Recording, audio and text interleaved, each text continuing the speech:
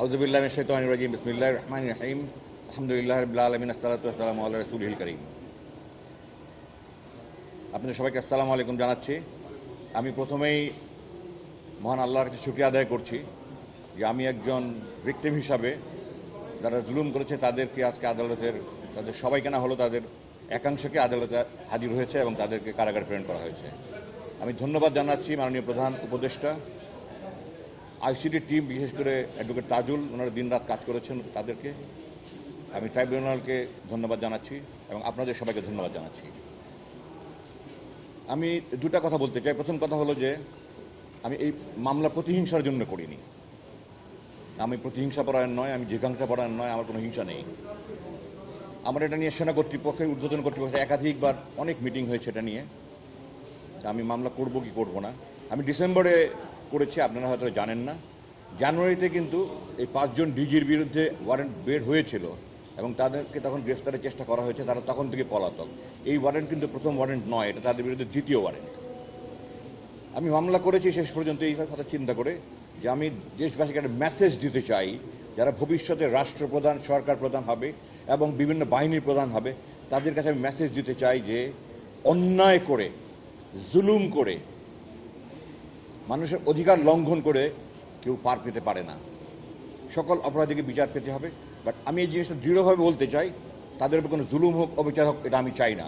আমি চাই তারা সুবিচার পাক, তারা যা বক্তব্য বলার সেটা বলার সুযোগ পাক এবং মাননীয় আদালত তাদের সমস্ত বক্তব্য শুনে যেন তাদের সুবিচার করেন, সেটাই আমি চাইবো। আমি চাই না তাদের কোনো অবিচার হোক। যে যতটুকু করেছে তার যতটুকু পাওনা সে যেন পেয়ে যায়, বাকি আখিরাতের কথা পরে থাকবে। আমার দ্বিতীয় মেসেজ হলো, যেটা আমার আগে বলে গেছেন, আমি আজকে সকালেও স্ট্যাটাস দিয়েছি, এই জন্য আমি হাজার হাজার মানুষের কাছে গালি খাচ্ছি ফেসবুকে। আমি সেনাবাহিনীকে কেন ডিফেন্ড করতে চাই। এই যে 25 জন অপরাধীর বিরুদ্ধে ওয়ারেন্ট ইস্যু হয়েছে, এরা একজনও কিন্তু সেনাবাহিনীর অভ্যন্তরে থেকে কোনো অপরাধ করার কারণে ওয়ারেন্ট বের হয়নি।